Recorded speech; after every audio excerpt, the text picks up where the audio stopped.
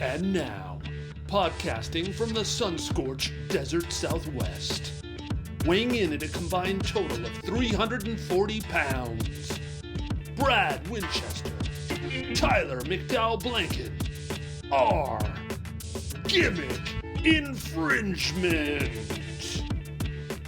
Welcome, everybody, to the Gimmick Infringement podcast. I am Brad Winchester, and with me, as always, is my tag team partner, Tyler McDowell-Blanken. Tyler, SummerSlam is in the rear view mirror. Been a lot of wrestling this week. How you doing? Yeah, I'm good, man. That's so true. It's so much. You and I think probably, we say this often, man, but I really think we set a record for production meeting length. We just had a great 2.5? About two and a half, yeah. Right? Pretty close, yeah. 2.5 hour production meeting, catching up, of course, on lots, but especially just wrestling news. There's been so much. I think we're going to capture a lot in this episode. So, I'm so excited to be here with you. And I want to know how you're doing, too. What's new? What's going on? School is starting up as we release this episode. It's your first week back. So we need to know how you are feeling, my friend. It's another year. I'm feeling good. I wanted to wait to kind of share this with you while we're recording. A former student, Sophia, shout out, reached out to me at the end of the year. She asked me to draw something for her before we went into summer vacation.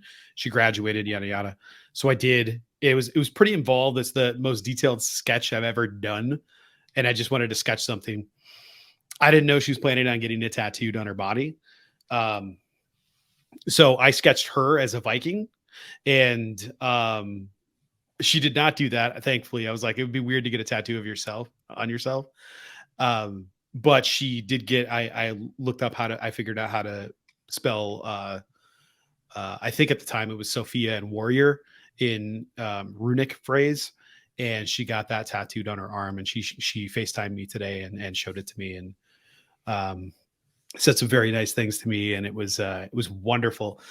Those are the kinds of things that remind me why we show up, right? Like why when the school year starts, when we're all stressed, and we were talking in the production meeting about that Sunday before we go back, where we wake up 5-6 times going, oh shit, I'm late.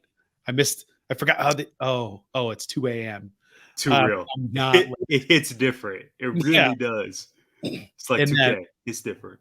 And that second day back, Tuesday is always worse because you're like kind of hungover from the high of Monday and the not sleeping Sunday night.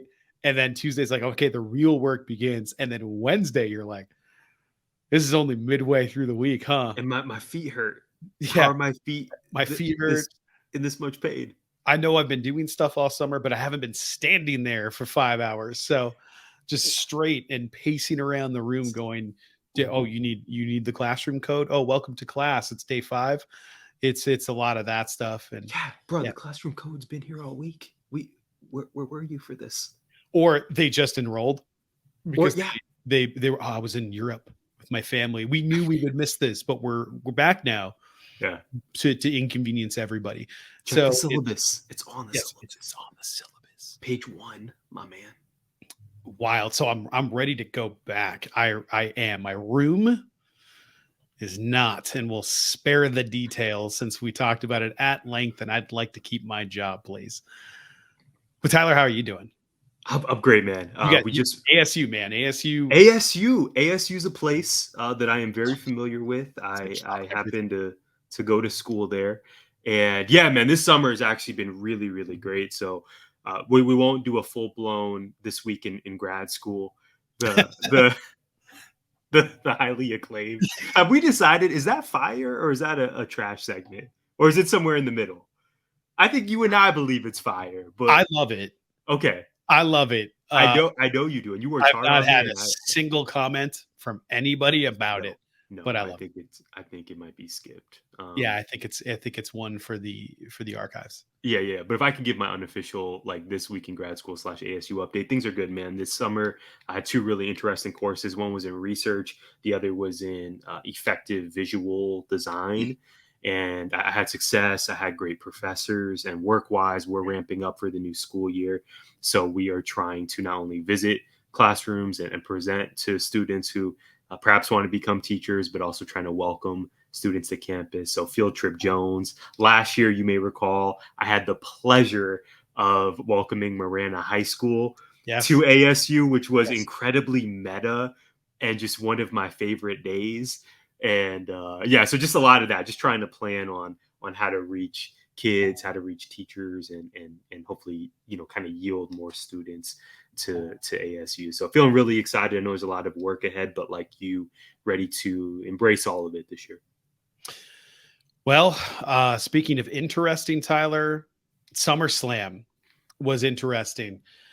I caught a Zeet thread on the Twitter that had what was the ranking overall? I believe it was Denise Salcedo. What do you rank SummerSlam? Is it thumbs up, thumbs down? Is it out of 10, whatever? Numbers all over the place between 2 and 9. That's quite the range, but most people landed around 7.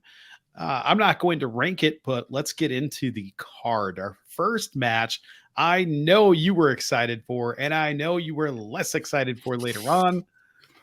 Logan Paul defeated Ricochet. I'm just going to pass you the mic. Yeah, I'm ready to embrace this conversation fully. So those who are listening to this episode, I am proudly wearing my Ricochet t-shirt. I'm not always a shill. I don't always wear wrestler tees on the show, but this one felt incredibly appropriate.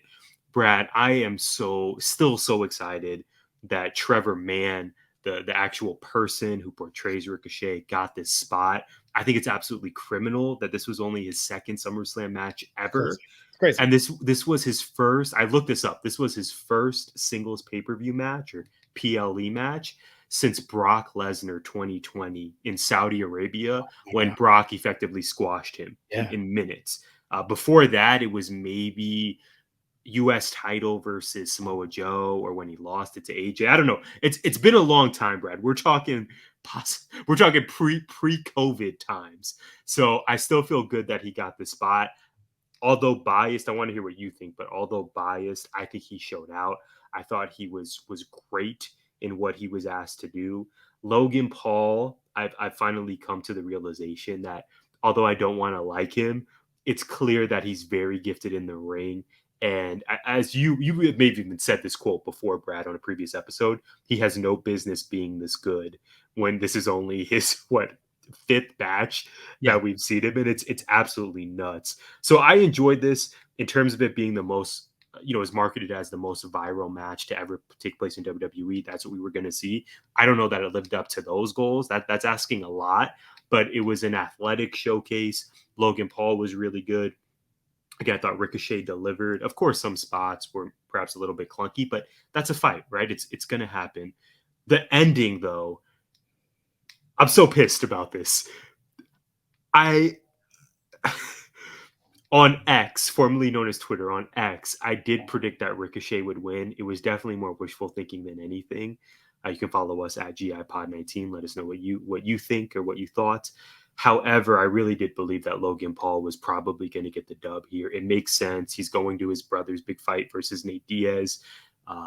He hasn't won anything, Brad. Has Logan Paul even won a match? A singles match, a multi-man match? I don't think he has thus far. He lost to Seth. He lost to Roman. He needs a signature win. Yeah.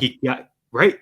All the stuff that he's looked good in has been just angles, not matches. Lost. Yeah. He lost to The Miz, right? Yeah. That was the thing. So well, he was his partner. He was Miz's partner, and then yes. And that was a win? Yeah. It wasn't a match. It was just that happened. He got cheered. It was a thing. To answer and then Prime happened and crypto happened. Prime, and he's still drinking Prime, even though the FDA is coming down on him because the sugar levels are diabetic. It's very problematic. This ending was problematic, Brad. Here's my issue. It's not that Logan Paul won once again.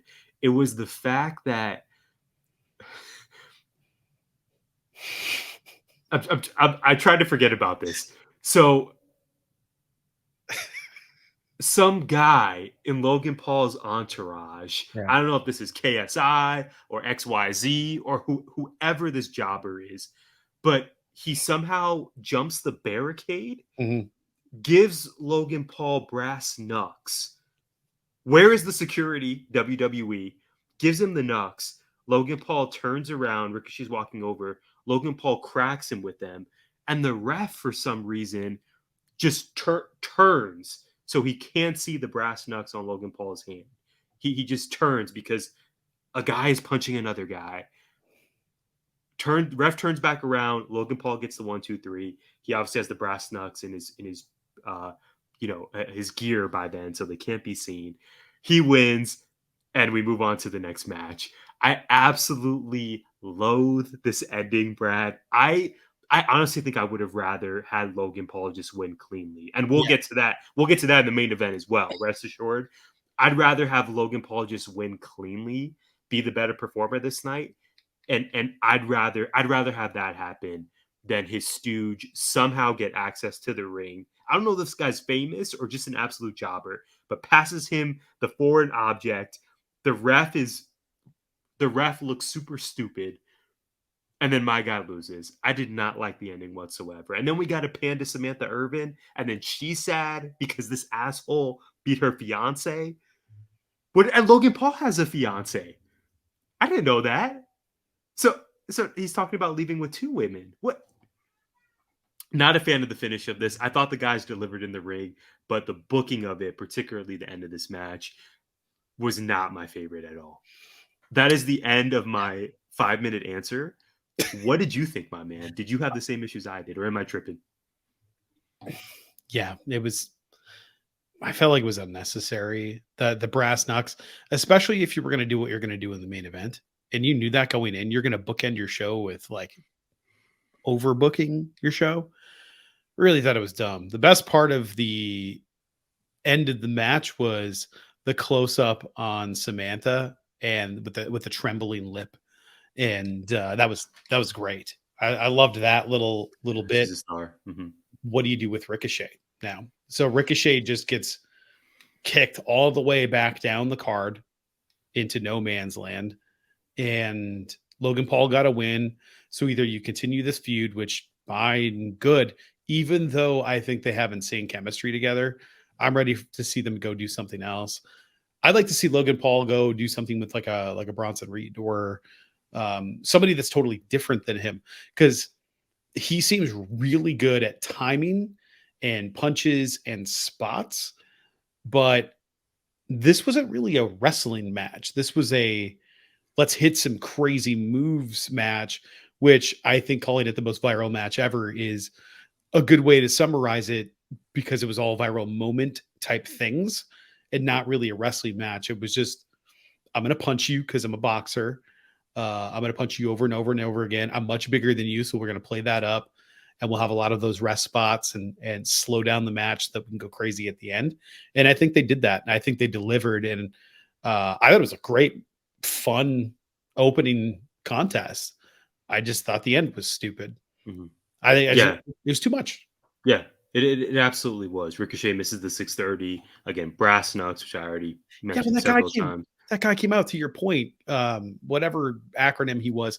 Michael Cole was like, "Is that I can't." Well, yeah, I know you can't because we can't see his face. So just a part of Logan Paul's entourage. They just let him jump the guardrail. Didn't even see who it was. Barricade, yeah. That camera guy had to get on the pavement to try to get under it. He still couldn't do it. So true. Yes. You couldn't see him at all. And I was like, all right, this is some guy. Bob's out there. He didn't celebrate with Logan. There wasn't any reveal. Like, speaking of reveals, we'll get to that later. I think you bring up 2 great points, Brad. This did have some of the same hallmarks of the main event and not in a complimentary way. And secondly, where does Ricochet go from here? I've heard some chatter online about, could this lead to a potential Ricochet heel turn, which we have never seen, even going back to his NXT days. I am intrigued by that. And then also, to your point, there's 2 dance partners here, right? So there's Ricochet and what this could mean for him, but also for Logan Paul. We know he ostensibly is a big star in this company, what is the next Logan Paul match? Because at the next Big 4 or Big 5 show, maybe as soon as Survivor Series, that dude very well could have a spotlighted match. So what is the next step for him? And Right. is there a guy who could be the next choice for him to beat? I would think that you want Logan Paul to now stack up some wins at this point, but he's also had great dance partners: Reigns, Rollins, Ricochet. They've been very strategic about how they book Logan Paul. So I got to give them big ups for that. Who's the next one that begins with an R that Logan Paul is going to? Yeah. Rick Oh man, Boots. Is it Rick Boogs, who we did see Okay. tonight. We did see him. Yeah, we did see him. which is it was surprising. We'll get to that match though. The next match was bout 3 between Brock Lesnar and Cody Rhodes. This was, in my opinion, was probably their strongest match together. But I didn't love it because it was so similar to their first match. What I loved was what happened after the match. I thought what the post match angle with Brock shaking his hand, giving him that respect, gave Cody some credibility moving out of it as a legit badass that could be the contender for Roman's title. Probably not Seth's, based on what was happening with the Finn match and coming out of the Finn match. But I thought it was good. I didn't think it was great. I thought, like the majority of this show, the pacing was kind of slow, even though Brock was just whooping that ass. And that's what needed to happen. I texted you during the match. I was like, this is what needs to happen. You cannot present Brock like this for months on end and then have him lose. And how did he lose? Well, Cody got the upper hand after pushing Brock into the exposed turnbuckle. How did he win his first match? Well, Cody got the upper hand by pushing Brock into the exposed turnbuckle. It's a great callback. No, the podcast didn't skip. That's a thing that happened twice. And I was just like, why is this happening again the same way? It just felt really lazy. And some might go, oh no, it's a callback to their first match. I was like, no, it's the same thing. A callback would look similar and it would be Brock stopping himself going, not doing this again. That's a callback.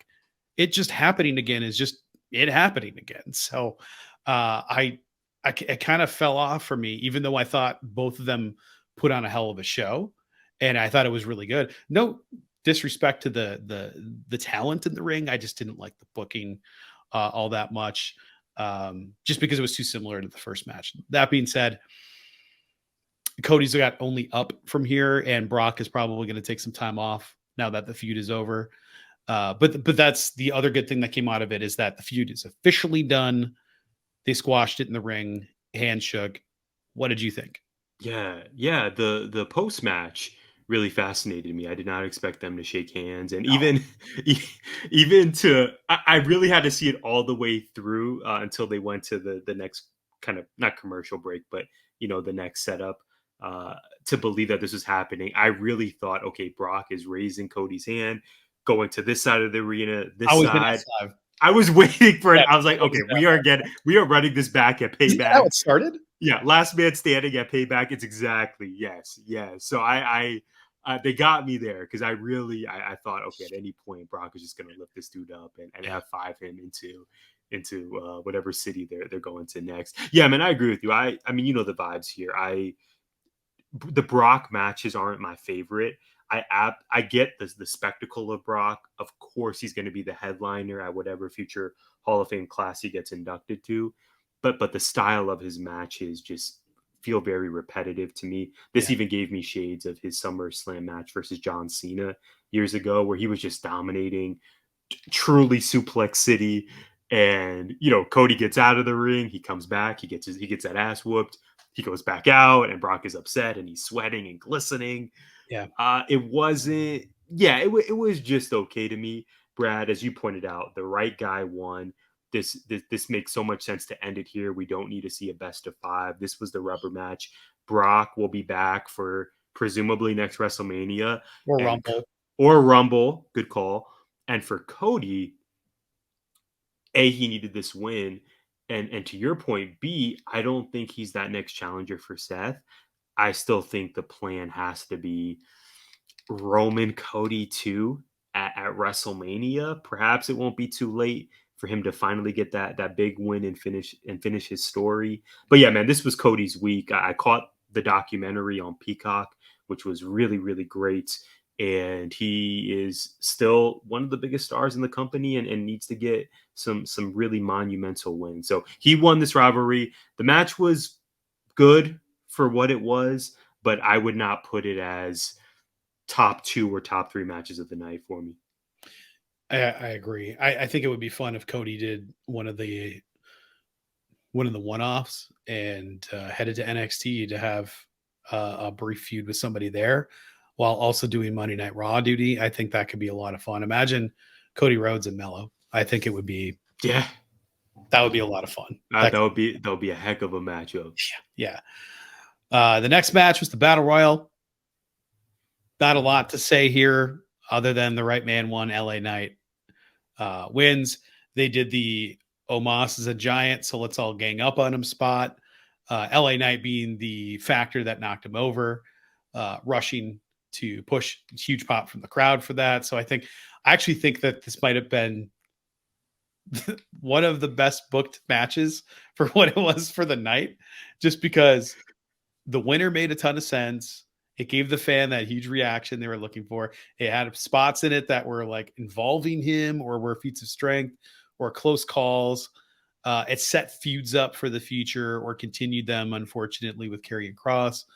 I don't really know what they're expecting mileage-wise out of that, but I'm glad storylines are happening. Because his return's been, I thought it was going to be bigger than what it is, and I don't know if it's booking or something else, but he's just sort of there now. And that's a little bit disappointing. Hopefully something comes out of this for LA Knight rather than Slim Jim commercials, but that's also going to be a lot of fun too. So I'm okay with that as well. Yeah, we can call this one of two things. It's either the SummerSlam Battle Royal presented by Slim Jim, or do you call it Battle Royal or Battle Royale, by the way? I switch. I bounce back and forth, I guess. It's Royale sounds so elegant. Well, if they put an E at the end, it's Royale. Period. Mm-hmm. Yeah, let's go with it. That, yeah, the conversation. I'm glad we're having it. The SummerSlam Battle Royale presented by Slim Jim. The alternative title here, Brad, could be the LA Knight match. I'm glad that it was going in. It was so clear this was the LA Knight match. This is a way to get him on the card. I'm just glad that they actually followed through and gave him the W here. Yeah, agreed. What I would have loved is if this match had some sort of stakes involved. I get that we're living in an era now where it seems like these shows have to have a sponsored match. We had Mountain Dew sponsoring back in January, also involving LA Knight, ironically. And then this one was clearly a way for them to get some money from Slim Jim Incorporated, have a callback to showing Macho Man footage at previous SummerSlams, and to give LA Knight some much needed momentum and finally a signature pay-per-view win. So would I have rather seen a Rhea Ripley title defense in this spot? 1000% yes, because she's as good as anyone on your roster. But I understand the business behind it. And we got one of the hottest acts in the company in a really a major highlighted section of the card. So yeah, like you, it kind of had all the tropes of a battle royale. Omos, it's funny to me, Brad, because big return. Yeah, Omos just when MVP came out, I thought it was going to be Lashley, but then of course it was Omos, and I think it was booked pretty masterfully though, because you still got the pop from the crowd when Omos got eliminated. It's just booking 101, battle royale. Big guy dominates. I mean, at one point, Brad, Omos eliminated the Broserweights just by himself. Yeah, literally picked up Riddle and Pete Dunne, two grown men, and just tossed him out. Yeah. And then eventually, the 6 or 7 dudes that were left with Omos, like you said, they end up throwing him out. Huge pop from the crowd. So I think it was honestly one of the more effective matches on the card. I agree. Because of the booking of the eliminations, namely how Omos was booked.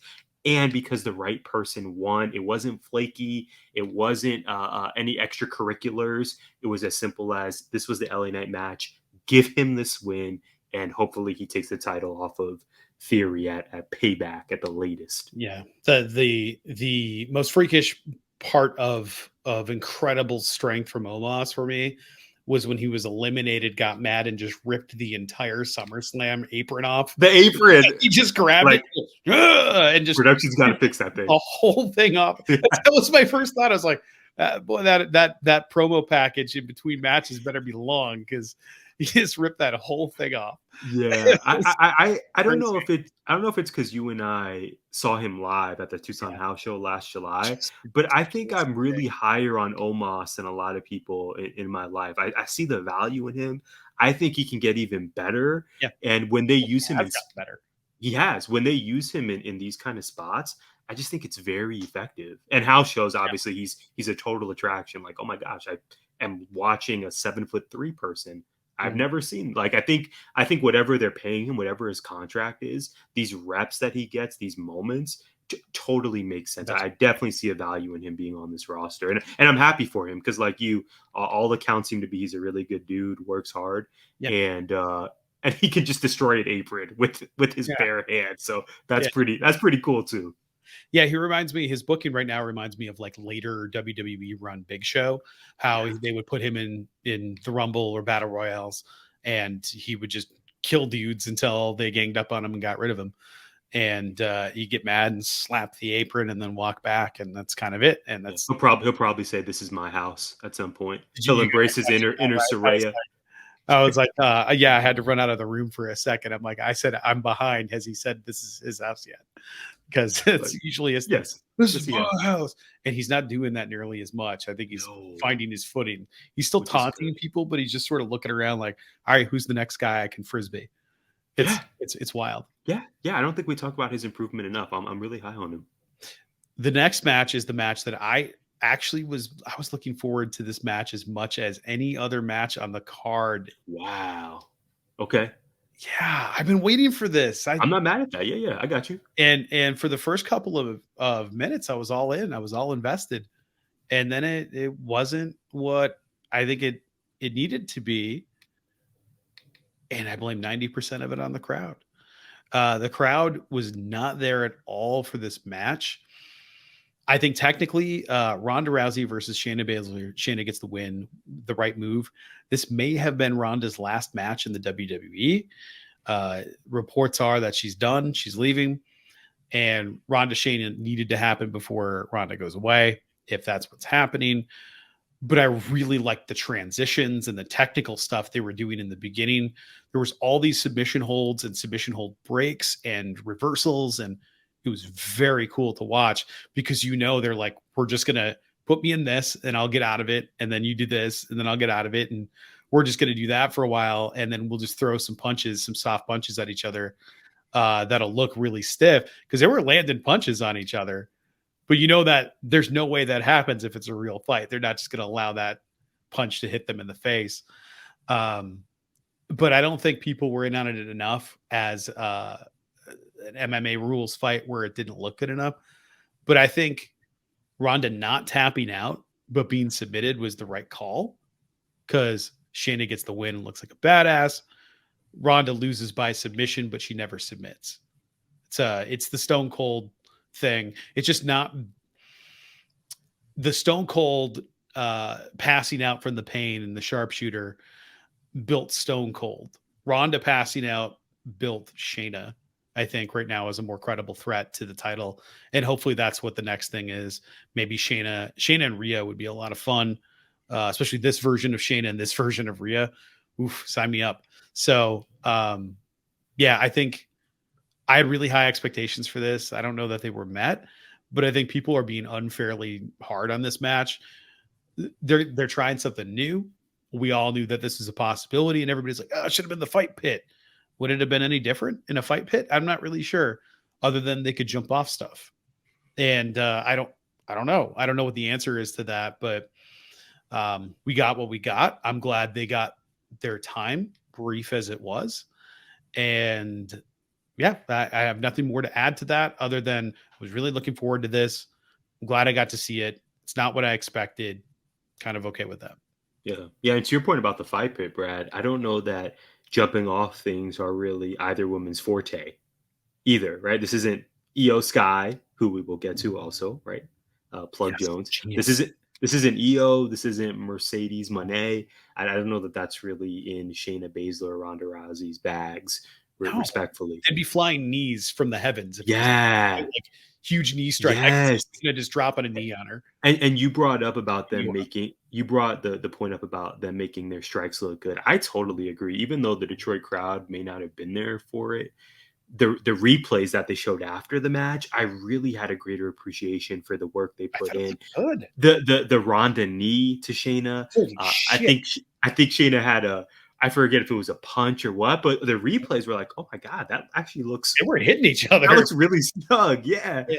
And the finish being Shayna, from my recollection, it was clean as well. It wasn't like she did anything nefarious. She catches Ronda in the clutch, and then to your point, she passes out as opposed to tapping out. Makes total sense. My question for you is, if we are to believe those reports that this is Ronda's last match, how are you going to remember her time in the WWE? Her second run?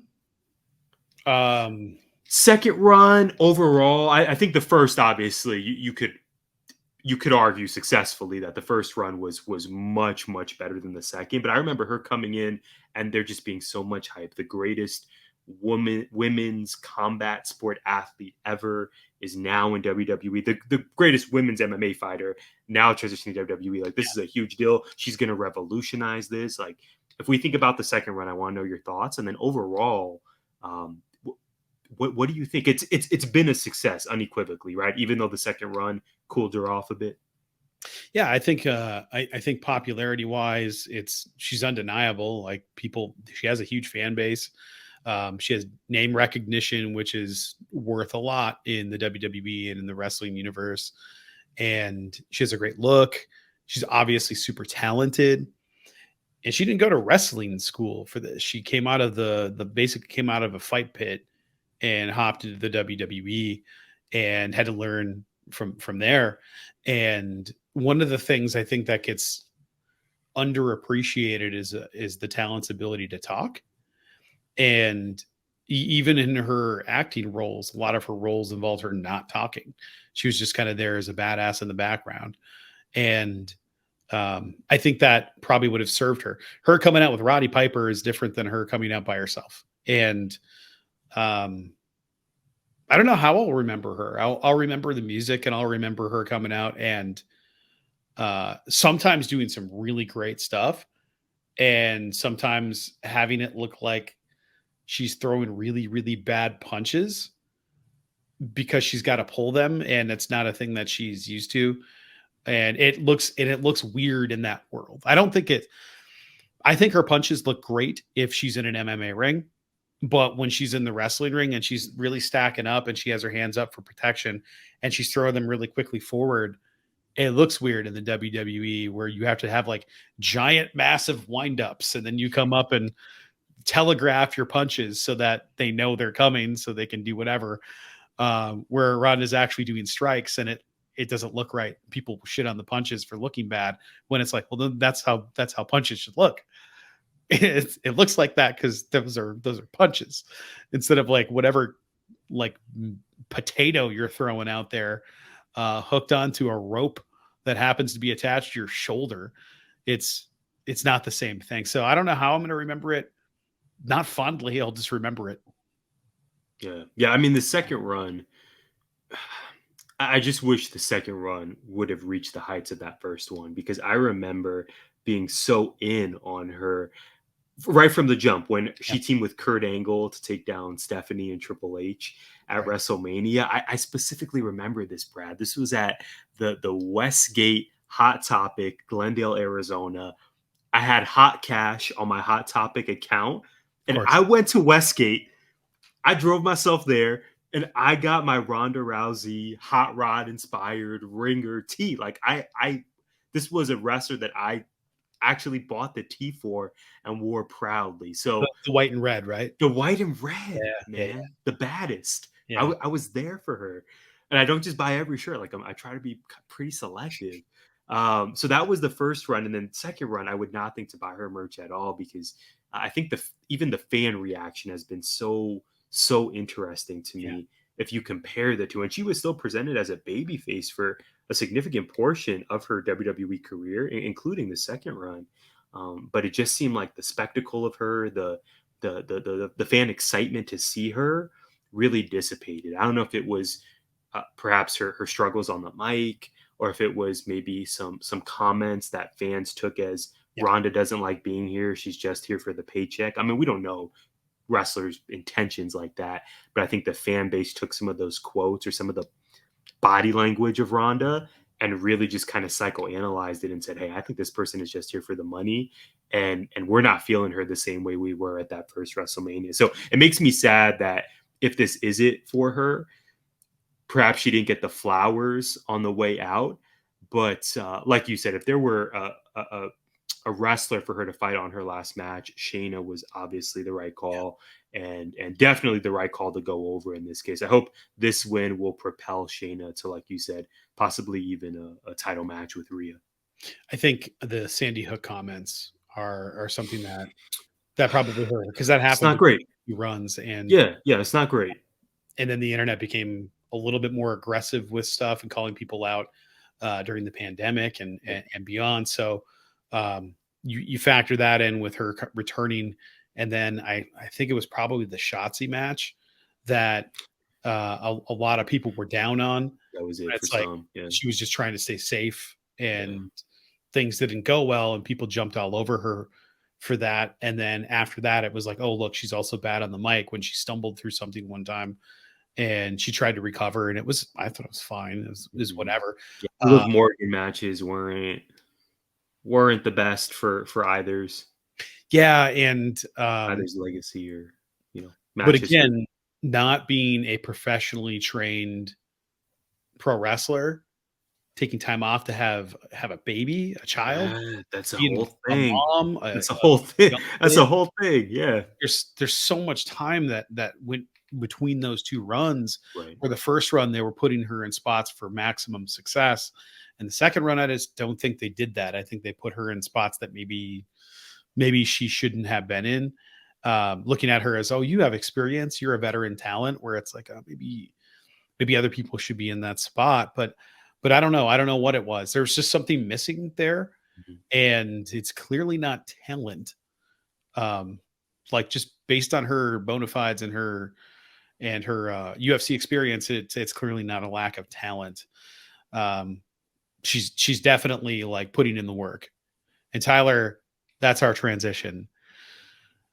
I can't wait to hear what you have here. I obviously have nothing to contribute.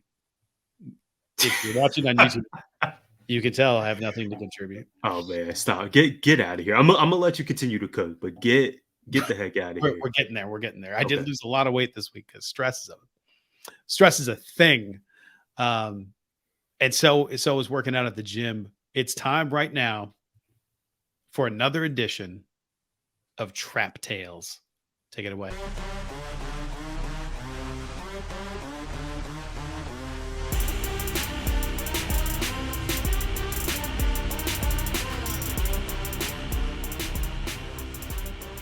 Allow me to start by saying this might be my favorite segment. You know I'm here for badge talk, Brad, but I am so excited that Trap Tales has returned. Let's get into it, man. I got two bones to pick with my local facility here and the people that I share it with. So first, and it's really kind of two new rules I want to create for the gym. I was there recently, and I walked into sort of the main like cardio area, and when I tell you, Brad, the scent that I experienced there, and I try to go early bird Jones during the week, so we're talking like 5:50, 5:55 in the morning on a good day. The aroma of orange bod spray that I experienced this past week. Do you remember bod spray? Yes, of course I do. Okay, so we're talking the blue. Yeah. Was. Yep. Yeah, it has a very unique kind of curvature. You would just spray it on you, but now it actually comes in like the Windex, where it's like an actual Get out. Yeah, like now it's a thing where it looks like a Windex bottle. I didn't even know this made it. It's wild out here. They still make it. I experienced this past week, and I googled it as well. It's still available everywhere. So I don't know who was. Yeah, it's a thing, man. You're not lying. It does have bod spray. And in fairness to whoever was rocking the bod spray, I had bod as well, but I was like 10 years old, Brad. There are grown men at 5:50 a.m. at my gym at the local Esporta. There's no one. There's no one under the age of, I would say, maybe 24 that is there at that time, especially in the main weight area, not on the basketball court, which we will get to. So first, I want to make sure we eliminate orange bod spray. It smelled worse than a boys' high school locker room. You know, I coached freshman boys basketball back in the day, and that was just heavenly as compared to what we have here. So I think as men, we have to band together and agree that A, we will wear deodorant, and B, if we must wear cologne, Brad, we've just passed the maximum age requirement to wear bod and Old Spice and some of these kind of these scents that were cool when we were younger. I'm tired of it. And secondly, for hoops, this is not a rule, but I have to tell you, and I was saving this. I didn't even text you this because I wanted it to be organic for the show. So I went to the basketball, as you may know, at my Esporta there. It's kind of fancy. There's the usual weight area, there's the cardio area, but then there's also a basketball court adjacent. So I had told you about this sort of like unofficial coach that's running his own program there. But there have been other characters, Brad, that I haven't told you about. One that I'm going to quickly spotlight is this dude. I want to say he kind of has like Justin Bieber hair. He could be 20 or he could be 27. Do you ever see people and you're like, there's like an 8-year variance here. I'm not really sure. 100%. So I was shooting hoops and this mom and her daughter comes in. They're white. And they're a part of the kind of the coaches like team AAU thing that he's running, and they're nice. Like I see them and once in a while we'll wave. So I'm shooting hoops and minding my own business on one side of the court, and then I hear music starting to play, and I want to say it was Lil Baby, who's a pretty popular hip hop artist, and they were playing the explicit version. So there are just words starting to be used, including the N word. And I'm like, oh no, don't tell me if I turn around that this mom and daughter who I thought were pretty chill are now bringing their own music. And instead of Shania Twain or G-Eazy, they're playing explicit Lil Baby. So I turn around and it's not them, thank the Lord. It's this other guy. It's this 20 or 27-year-old dude with the Justin Bieber hair. And he's kind of racially ambiguous, but I'm pretty sure he's white. And so my point here is, and you and I may differ on this, I am not vehemently opposed to people bringing their own music. I've in fact been that guy before. I'm not really that guy anymore, but I have been that guy that brought my speaker.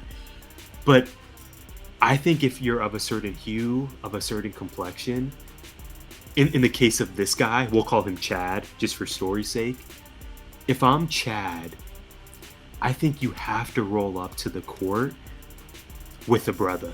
You have to roll up with someone black if you're going to play explicit Lil Baby.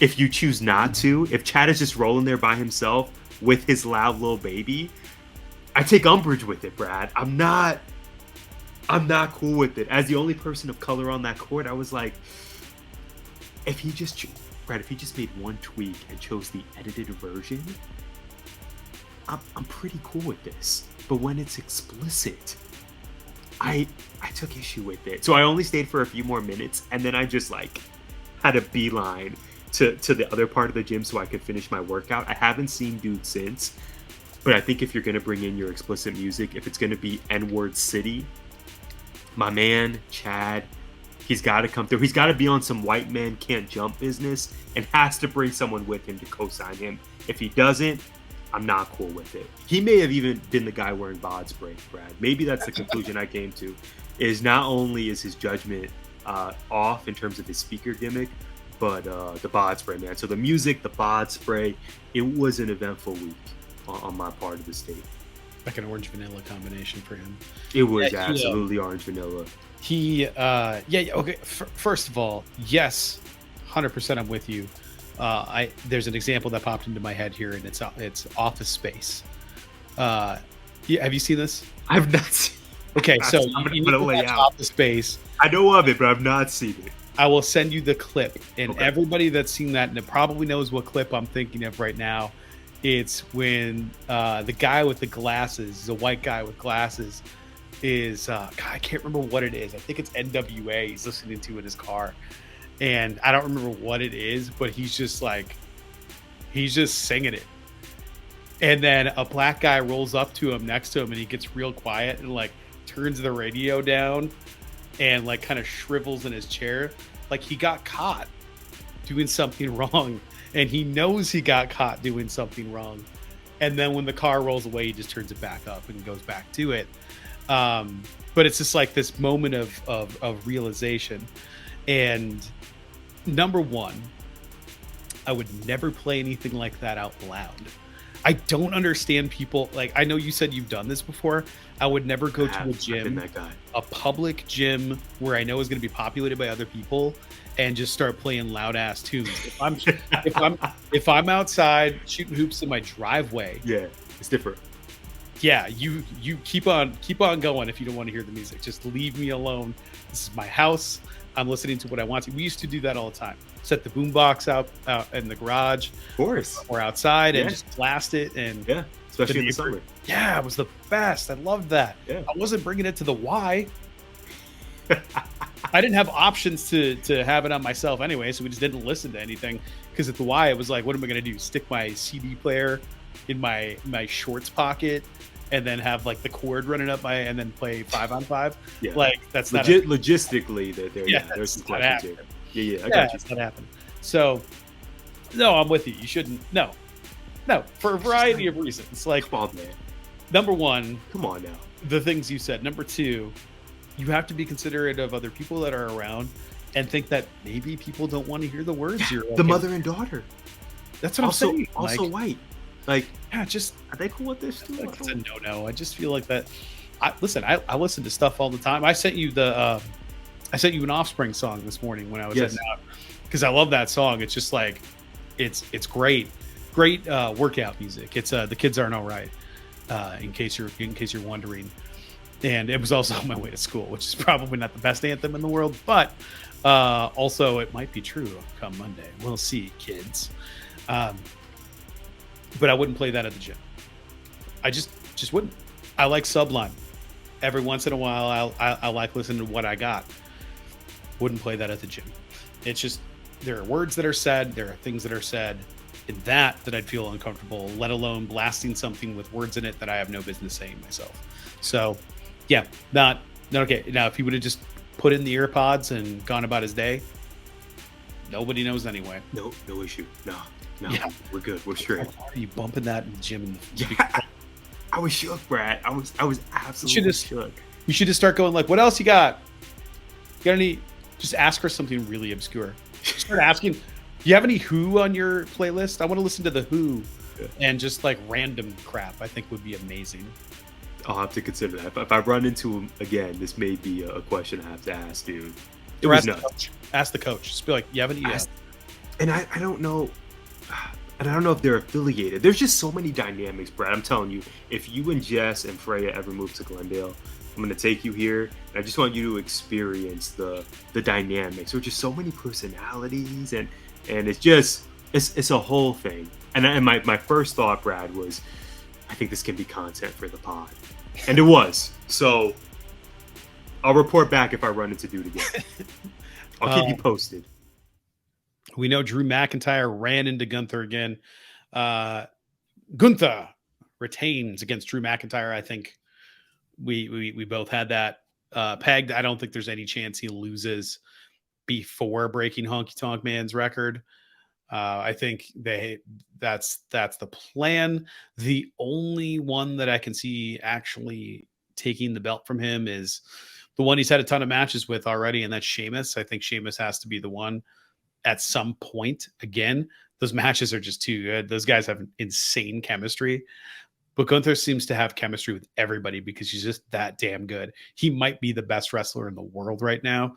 And he's just, I mean, I can't think of a bad match that he's had at all. And if it's like, oh, the match isn't going the way I want, I'll just chop the piss out of this guy and make it look good. For those listening right now or watching right now, we were never being facetious when we say that it sounded like a gunshot went off when he slapped Rick in the chest. He hit Ricochet in Tucson. It was like somebody clapped right next to my face. I could not believe how loud it was. The reaction from the crowd was real. That dude is hitting people like nobody I've ever seen. Pretty incredible stuff. I really liked this match. Right guy won. Yeah, this was my match of the night. Yeah. Right guy won. And I'm a huge Drew McIntyre fan. Talk about it, man. Talk about a performer who really stood out to me in Tucson. Just great professional. Checks all the boxes I like out of a wrestler.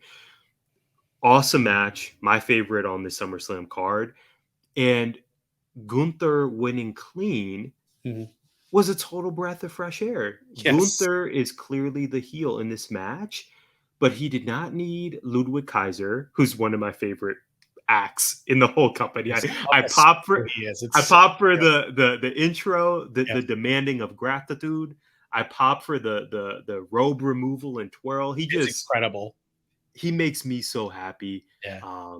Obviously Fabian Eichner is awesome too. But my point is, Brad, he didn't need any of them. They did not interfere. He did not need to low blow anyone. He did not need to remove any turnbuckle padding. The man was just better than Drew McIntyre in this match. He got the 1, 2, 3. We can only hope he's going to be the champion 34 days from now and break Honky Tonk's record. I think all signs point to that. Mm-hmm. But this match not only was great for the in-ring action, but the clean finish really put it, just pole vaulted it to being my number one on this card. We're going to get to this later. The bad guy, the heel or the heel woman in the match, sometimes they can just be better than their opponents. Yeah. Without family turning on them or other nefarious means, they can just be better and win. Yes. And that's good. Yes. That's just good business. So this is my favorite match. I agree with you about Gunther being one of the best. I see him as a future WrestleMania main eventer. And I don't think Drew McIntyre loses a ton. He lost the match, but I suspect, we brought this up with Ricochet, I suspect we could see a character shift for Drew soon, and he'll be even better off for it. This match was my favorite. Best match of the night by far for me. Totally agree with you, man. Like, this was a lot of fun. Both of those guys were hitting each other, looked like about as hard as they could, and loving it. Drew had that chop off a little bit with Karrion Kross early in the year, and Kross looked like he was really feeling it. And Drew and Gunther were just hitting each other, and it was just back and forth. And it was like, oh my gosh. Detroit loved it. It's like Eddie Kingston stuff right here. Yeah, yes. I would love to see Eddie and Gunther. That would be incredible. Oh my goodness. We can only dream. The super show one day. I mean, Gunther would end up killing him, but the chop off would be amazing. Or Minoru Suzuki and Gunther would be great. Yes. Yeah, I think this is great. To your point, Drew always looks great. He's such a good professional wrestler, and he really is special. By all accounts, he's an incredibly nice guy. Yes, that has a big heart, gives back to the community. Right. And Gunther as well. Like, the dude seems like seems like somebody that I'd love having him over for a cookout. It's like he'd probably just be serving up some beans in the back, and yeah, these guys are gems. Yes, I just. Yeah, they seem like great people. I love this match. The next match was Seth freaking Rollins against Finn Balor, a match 7 years in the making, despite it happening like 2 weeks ago. But it also is 7 years in the making, I guess. But it happened, and as predicted, even though they came out solo, Judgment Day tomfoolery. However, we got the added wrinkle here now. There might be some contention between Finn and Damian Priest. Maybe this signals the end of the bloodline, or at least a reshaping of the bloodline. I kind of hope it does because I'd like babyface Finn back. I miss his theme song. And I'd like to see the Demon. I was going to ask you, who do you think is the odd man out? You think Finn is the odd man out, not Damian Priest? I think putting Damian Priest in a position where he is in charge of Judgment Day and it's the younger people in Judgment Day, and he's now the leader and a champion at that point, makes all the sense in the world. That look he gave at the end of that match, I was like, oh, just that one look. I was like, yeah, just put the belt on him right now. I don't, whatever you got to do. Just take it from Seth. That stood out to you too, right? I got flashbacks to being in 7th grade when I was kind of a punk, and one of my teachers just like looking at me when I was doing something I shouldn't be. It may have been Miss Walton's 7th grade class, English, actually, ironically, and she just like, you know, looking at me when I'm talking to my neighbor, like, and just not breaking that eye contact to the point where I just melt and say, oh, Miss Walton, I'm sorry, you're right. I'm being an asshole. Like, I'm going to turn around and read Emily Dickinson now. Thank you for your forgiveness. Yeah, it was perfect. It was spot on. I loved it. I can't wait to see what happens. But he was just that stare. Just camera stood there. No words, just staring. Yeah. I want this guy to cash in. Oh man, yeah. Not immediately, but we're talking closer to winter. Maybe that's too long. I want him to successfully do this thing. I feel like there's going to be some beefing with Finn for a little while. Yes. Priest is going to payback. Yeah, Priest might go. I don't know if it'll happen then, but Priest is definitely going to try to cash in at some point, and Finn's going to stop him, and then that'll lead to a fight, and then eventually Priest cashes in. It's the way that I see it. You could draw it out a little bit and really build it up. That's what I would do if I were booking, but I'm not. Speaking of me not booking, the next match was Bianca Belair, who defeated Asuka and had one of the shortest title reigns ever, and also defeated Charlotte Flair. Kind of a crazy ending to the match. I didn't hate it. I didn't hate the ending. I thought this match was all right. I didn't think it was the best triple threat in the world, but I thought it was a pretty good match, and there were a lot of fun spots. I liked the figure 8 with the mist. Bianca landing on Charlotte doing the figure 8. Charlotte came down at the perfect time where it just looked like Bianca murdered her, put her into the ground on that spot. That was amazing. Those two have really, really good chemistry with each other. And I liked a lot of this because it's a lot of what they've done before, but presented in a different way, which is something we always want to see, which is why when we get to probably the main event, we'll have things to say about seeing things that we haven't seen before. But after Bianca won, injured knee, Bianca Belair deserves an Academy Award for her performance this evening, because the entire timeline was like, oh man, she might be really injured. Her knee is shot. She's done surgery, all this stuff. And it's like, no, she's just really good at her job. Yeah. It's insert Rihanna gif. Work. Like, yes. Come on now. This is clearly a work. She's done it before where we thought she was injured, and she sold it like she was dying. Yeah. Credit to her, for sure. Yeah, for sure. Credit to her. Incredible. And then when she was holding her knee after the win, I was like, uh-oh, that music's going to play. And we're going to get, what is it called? Tokyo. I can't remember. Oh, I don't even know the Attack name of it. Tokyo. It's so good. Yeah. Something, but yeah, EOS. Yes. EOS theme. Sorry, I'm not spelling it with a Y. I refuse. We know what you're talking about. Yeah. EO is amazing. EO cashes in and becomes the new champ. I kind of love it. I can't wait to see what her run looks like, especially now with the news that Kyrie is coming back. Kyrie is re-signed a deal with WWE. I don't know if you caught that. I did not catch that. I think I saw it on your timeline, yeah. But it was one of those where I was like, oh, Brad retweeted this. It must be cool. And I just liked it without reading it. Yep. So as a consumer of information, I should actually, I should read stuff. Well, sometimes it's like you see a picture like, hey, Kyrie, click. Yay. I think moving on to without. Yeah. We're getting Pirates back in the WWE. So let's go. Should be pretty great. Yeah. That's great. Great news for the company. We love Kyrie. So I think that just adds some more depth to the women's division, and an Io Asuka Kyrie faction and or feud could be amazing. And it'll be interesting to see if Kyrie decides to go back with her former partner, Asuka, or if she's going to do her own thing, or even what brand she's going to be on. So we'll see what happens there, but I'm excited for this next stage. I'm glad the women got 20 minutes. Yeah, That was good. Me too. Shout out to the Sky Pirates. That's a great callback. So the ending was really surprising to me. Bianca getting the pin In a roll up. on Asuka. Yeah. It was. I mean, if WWE wanted an element of surprise, they were uber successful here. So Asuka, like you said, Brad, missed Charlotte. So I'm thinking, okay, Asuka's going to take this thing, but then Asuka gets rolled up by Bianca. Bianca 1, 2, 3. Interesting.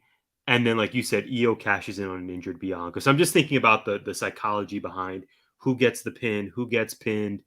I also maybe shouldn't overthink it. I should just be a wrestling fan and try to enjoy what I'm watching. Yeah, these three women are incredible, all future Hall of Famers. And then to throw in Io and for her to successfully cash in, which was probably the prediction I was proudest of. I did get this one right. I did not think there was any need to wait longer to crown Io. Agreed. Huge moment for her. I am also stoked that Bailey did not turn on her. I was so scared. Right? I was so Tell scared. me you thought about it too. Dakota came in there. I was like, oh, they're gonna beat her ass. I even thought before when Io It's like an evolution moment here. Yeah, when Io had the briefcase, like maybe Bailey would like nail her from Yes. behind or just something not what we wanted. Yeah. So the fact that Io got her moment, she hits the moonsault, beautiful 1, 2, 3. And like you said, Brad, Bailey's with her. Dakota Kai emanates and she gets a nice pop from the crowd. So Damage Control gets a huge moment in the ring. Io gets this crowning achievement. Yeah, I'm super glad Io got the belt. Am I disappointed that Asuka's reign was a complete afterthought? Definitely. But Io is champ now, and I hope they have big plans for her. She rules, like you said.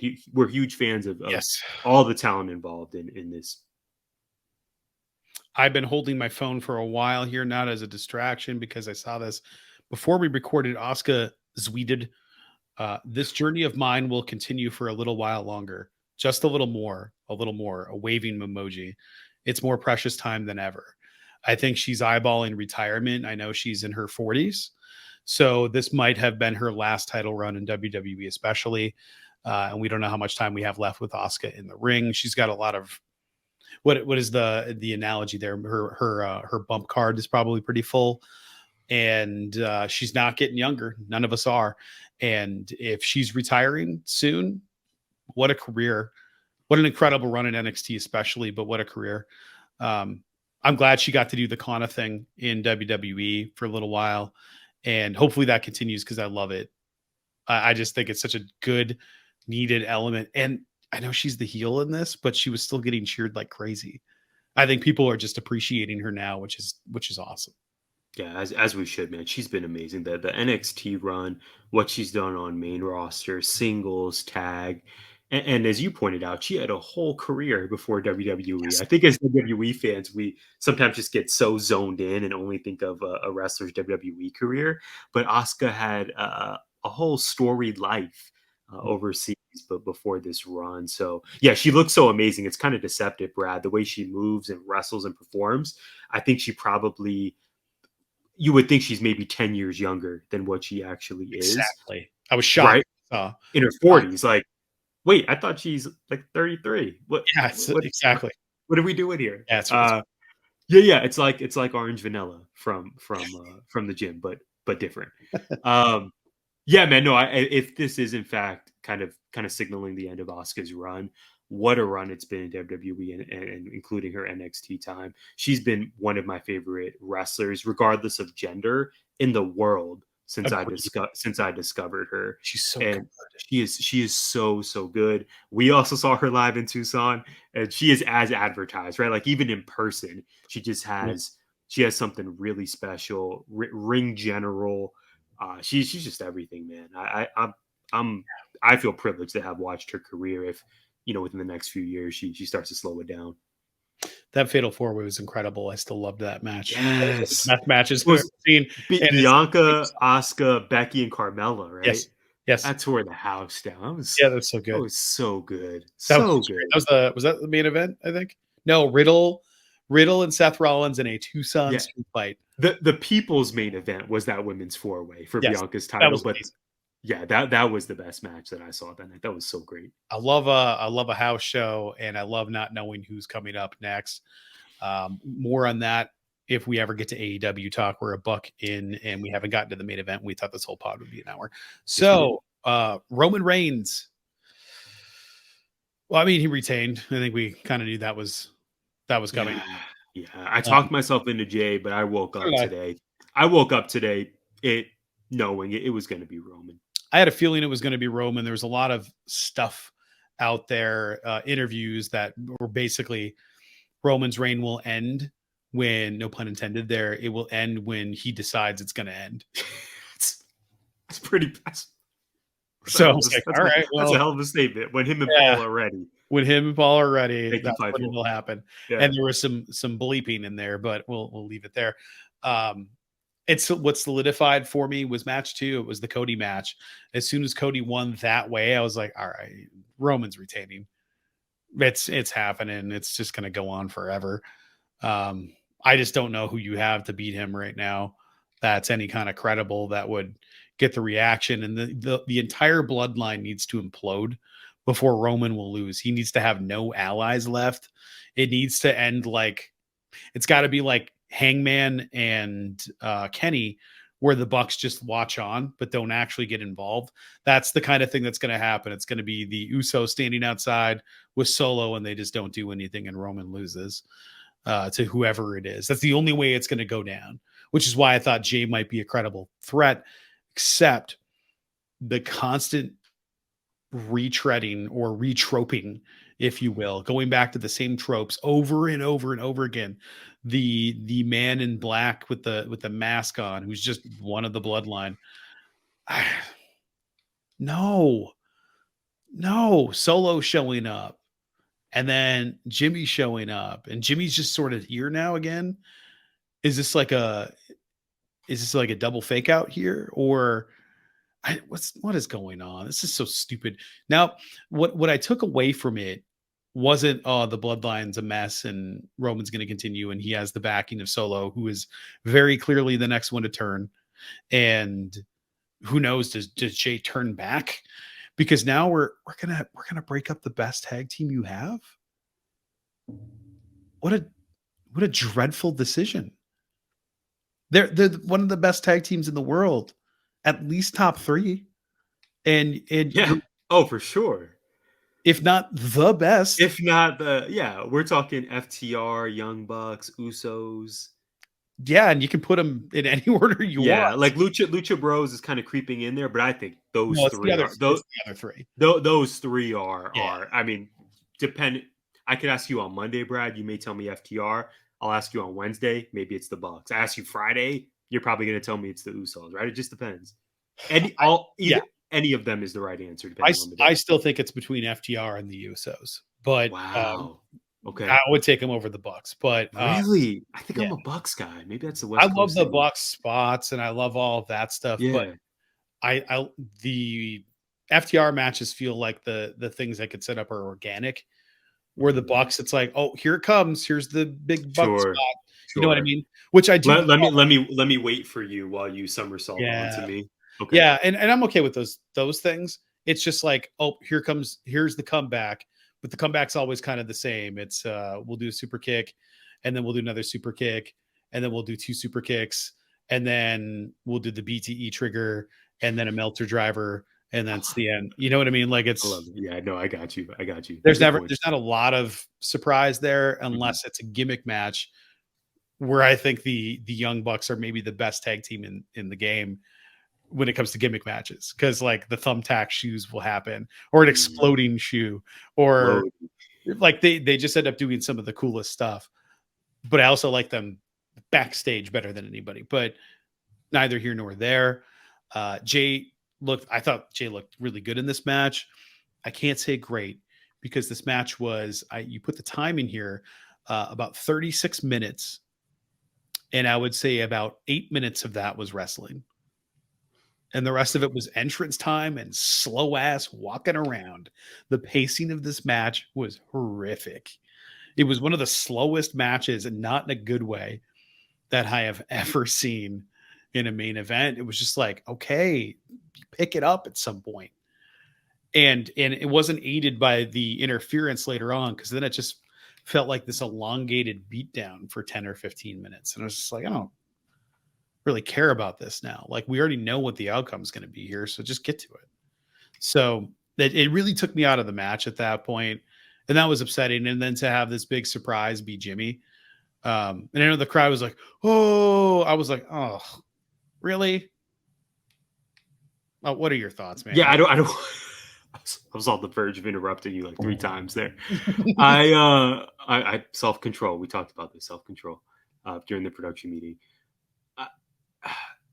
Yeah, pacing wise, yes. I guess for me going into this match, I had not seen a tribal combat bout before, but I knew it was going to be no rules, but I was expecting something more. It was basically just a hardcore match, right? That's all So it was. chairs, The whole spark. tables, kendo stick. I thought there was just going to be something. I don't know if I was thinking there was going to be a lot of regalia and props, kind of tribal. Yeah. And I also I want to be wary of WWE, right? Because we saw a Nigerian drum match between Apollo Crews and I think it was Big E. I want to say it was maybe a WrestleMania a few years ago. Maybe it was SummerSlam, and that wasn't my favorite. So I want to kind of proceed with caution when I say this. I was expecting something more from Tribal Combat other than just a hardcore match. It was just combat. Yeah, it just followed some of the same tropes of these Roman bloodline matches. And I like to think I'm as big of a Roman guy as anyone, but the matches are just starting to feel way too repetitive. Yeah. It's the exact same format. Mm-hmm. And if you're telling me Jimmy comes back to turn on Jay, why in the world would he do that? I want to see these two together. Yeah. I might just be dramatic and a little vulnerable right now, Brad, but I don't think I have much interest in seeing these two fight. I would assume this is going to be a big payback match, next month at the PLE. Yes.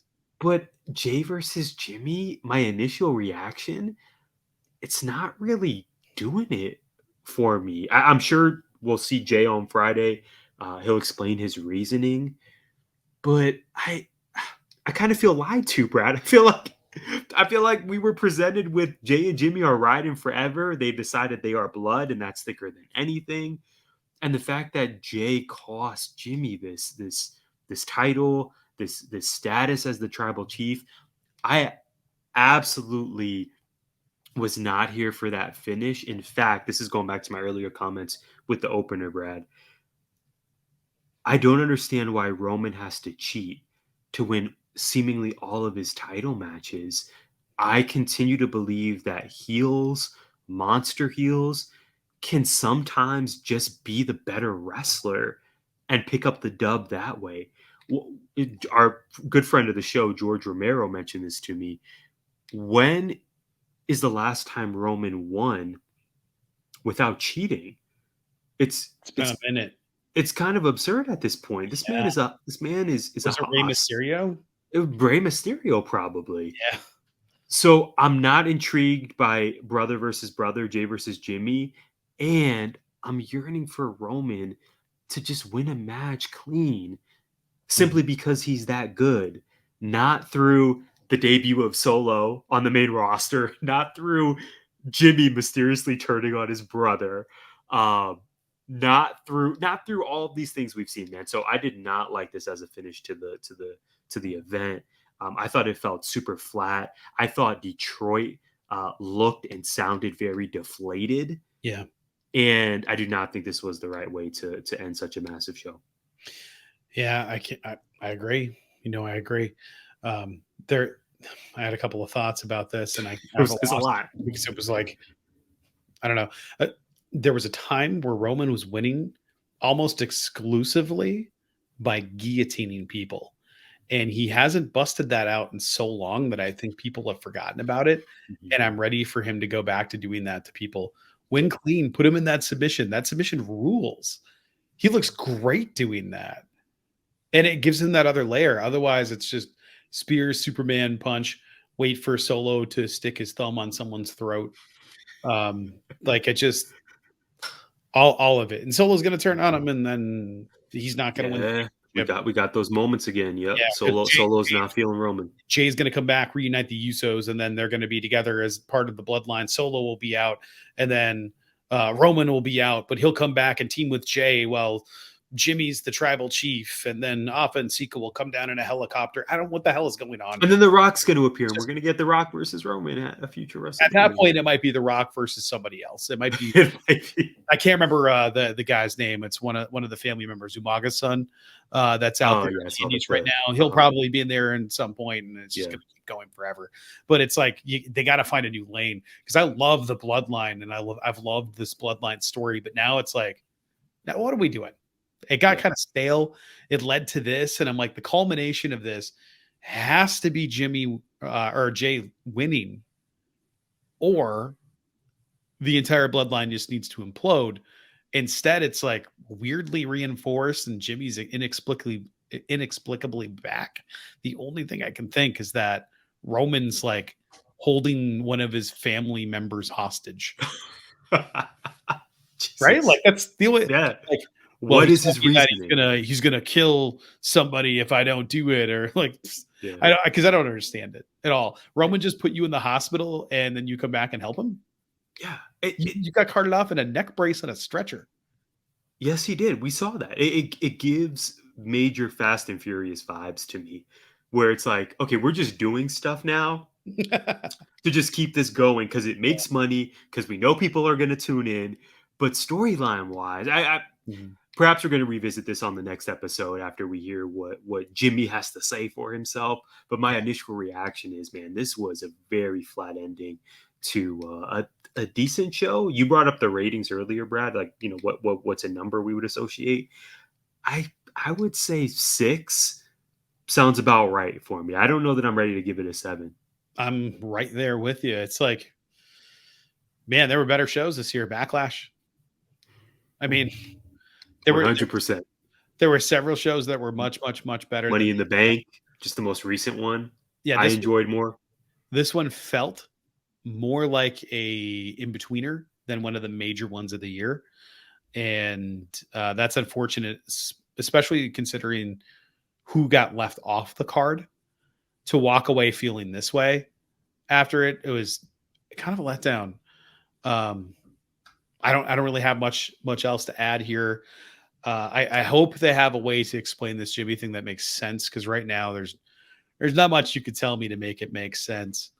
But speaking of making money and getting people just to watch,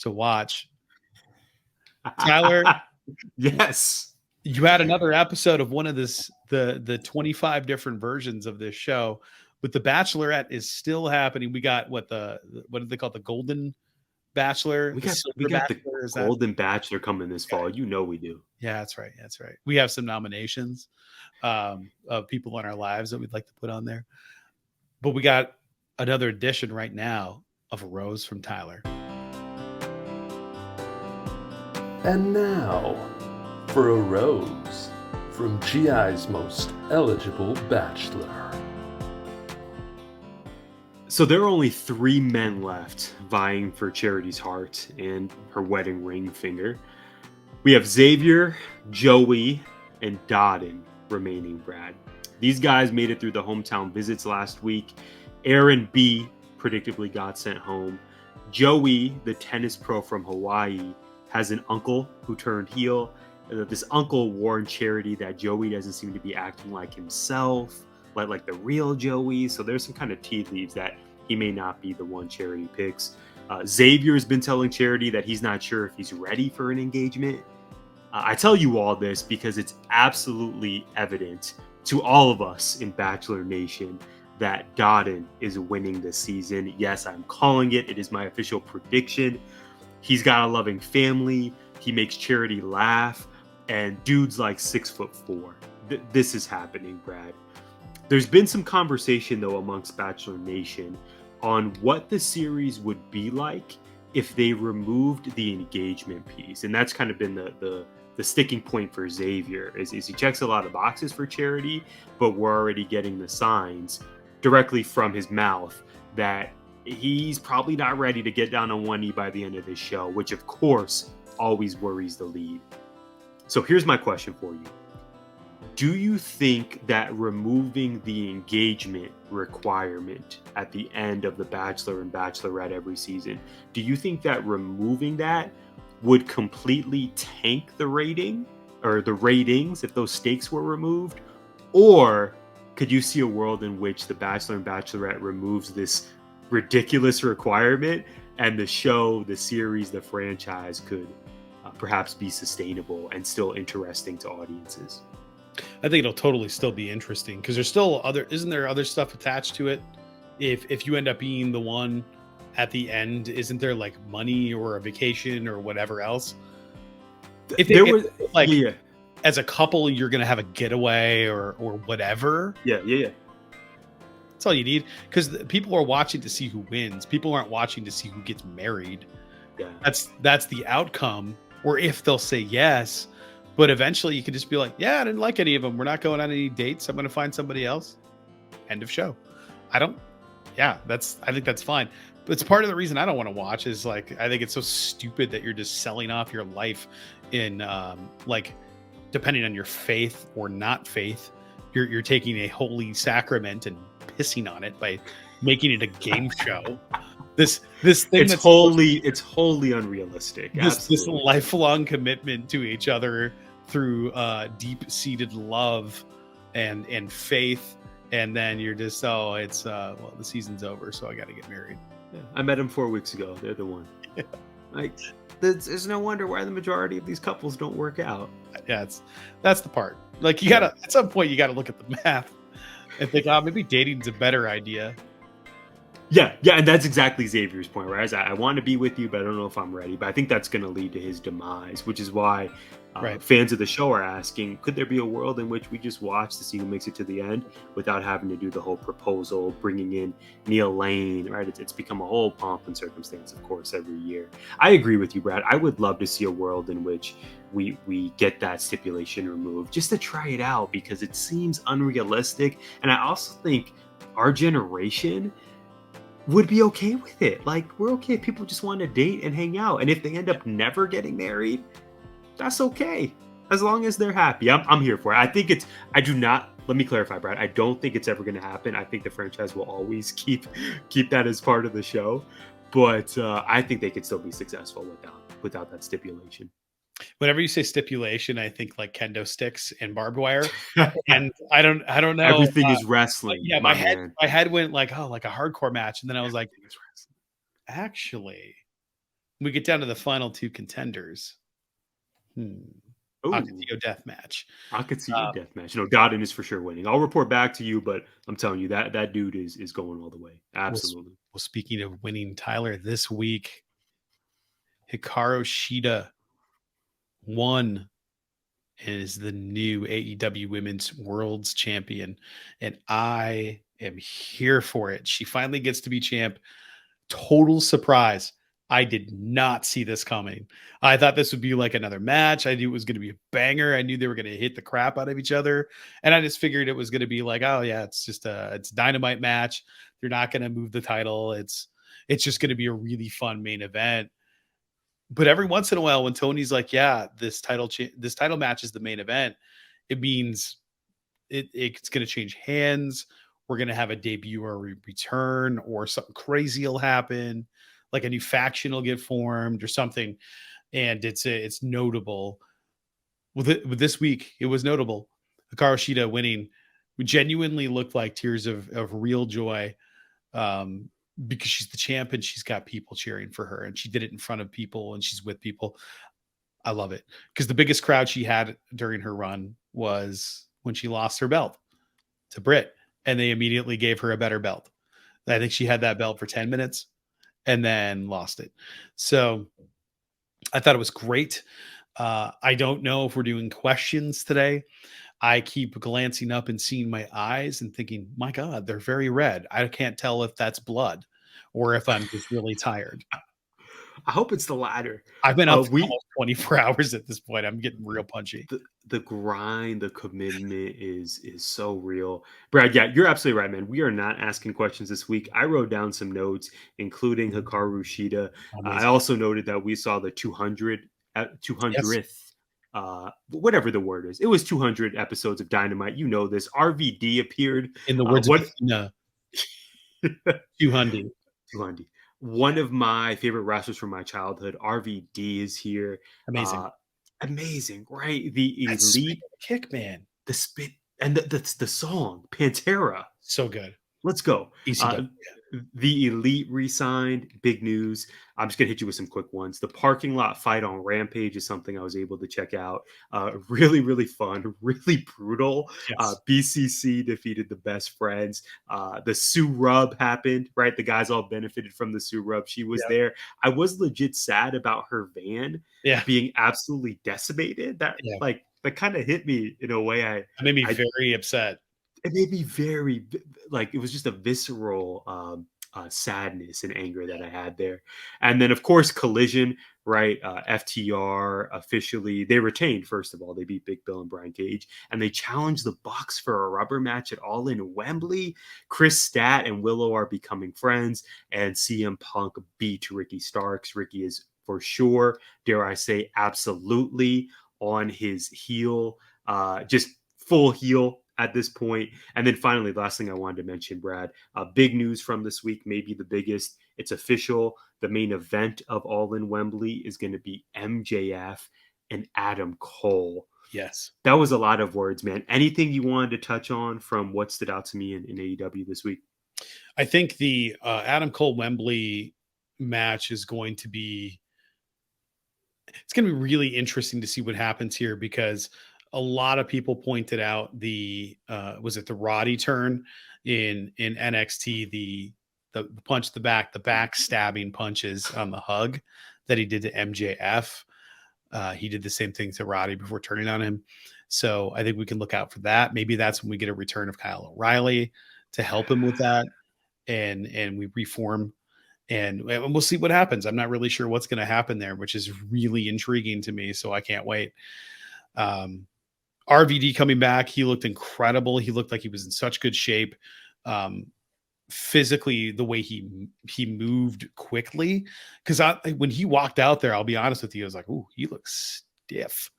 I don't know if this dude's going to be able to move at all. And then suddenly he jumps in the air, Jumping spin kick. his foot's up by his head, and it's perfectly straight, and he just sort of sticks the landing. And I was like, "Holy shit, this match is going to be awesome." Yeah.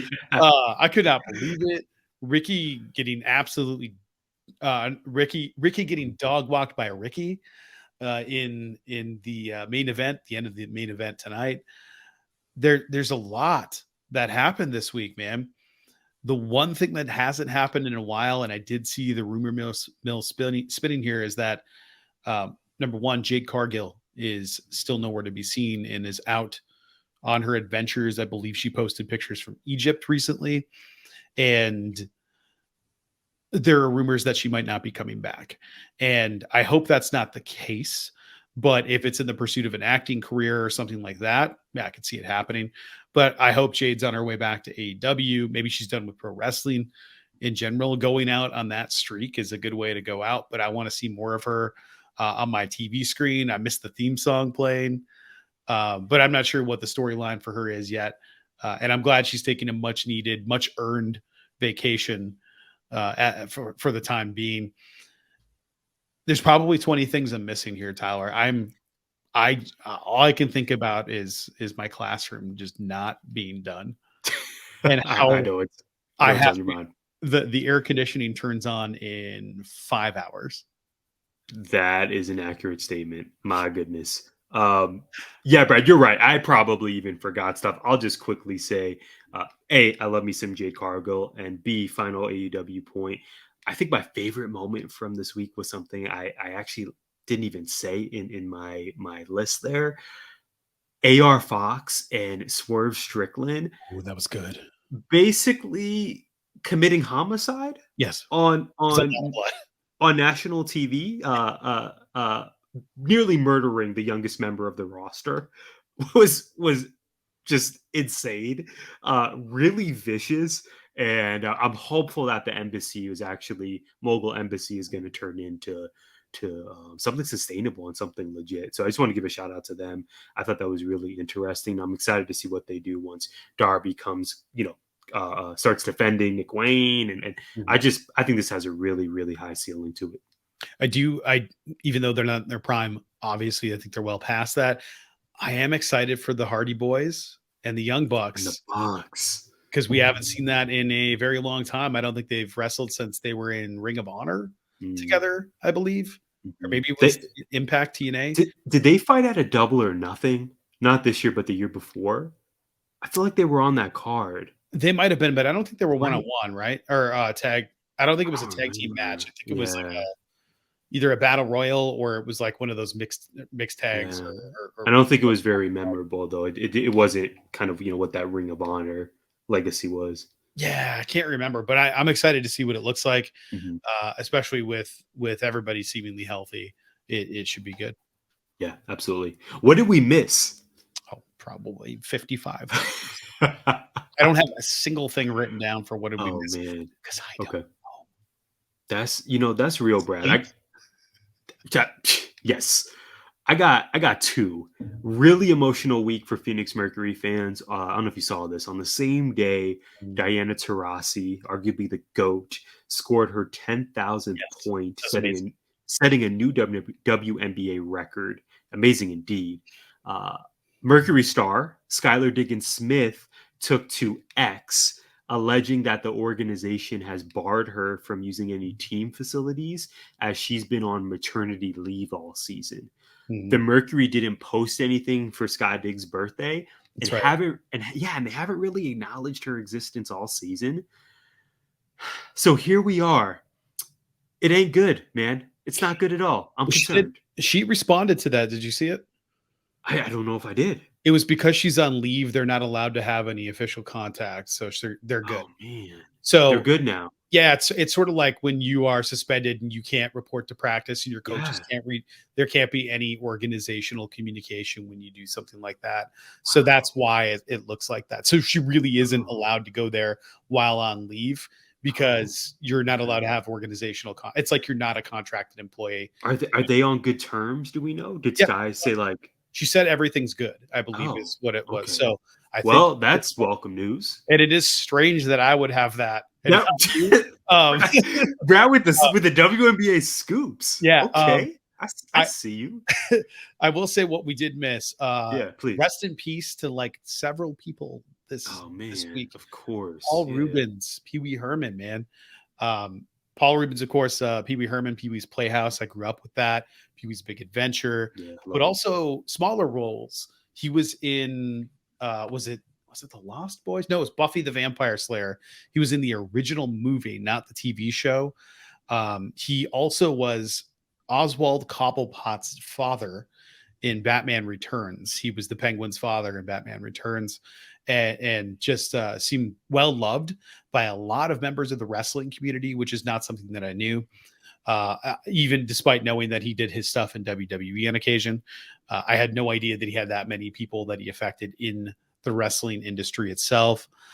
Dan Le Batard's brother passed away, Lebo, David.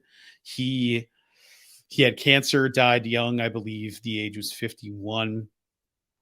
During the pandemic, I bought several different masks, the Fiend mask, had one of those, but I also got a Lebo art, Breath of Life, kind of brightly colored owl mask that he drew. So I just sort of wore his art on my face, and Jess saw him doing something one time and went, wow, what are those markers that he's using? Those are like paint markers that just work differently than anything I've ever seen. And ended up finding some, and she's learning how to use them now. And Jess is an incredible artist.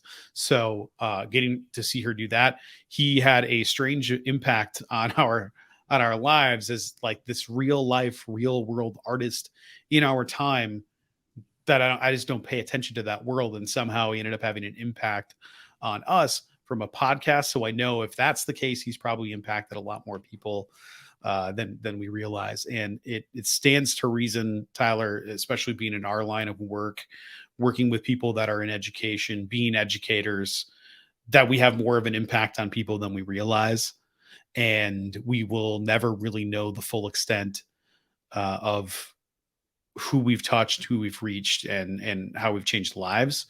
So as the week goes on, if you're here with us at over an hour and a half in, keep that in mind, that you have the power to make a positive impact on somebody. And it doesn't have to be something you go out of your way for. Just be kind. Well said. I have nothing to add. That was beautiful, man. And rest in power, Angus Cloud as well. Really enjoyed his work on. I was going to say Insecure. That was not his show at all. Euphoria, the other HBO property, Max property. Yeah, so sad. 25. Yeah, 25, man. Like you said, it was just a difficult week for all those reasons. But I really appreciate what you shared there. And I think that's just incredible advice for us to end on. Do want to let you know, if you're still with us, you can find our articles on wrestling, pop culture, and much more by visiting gimmickinfringementpod.com. You can follow us on X. I got to get used to saying that, at GIPod19. And we thank you from the bottom of our hearts, truly, for being here, for supporting us. It means everything. And we hope you'll join us again for the next edition of GI. Gimmick Infringement is a part of 19 Media Group. You can listen to us on Apple, Spotify, iHeartRadio, or wherever you find podcasts. You can also find us on YouTube via the 19 Media Group channel. Please like, subscribe, comment, and share.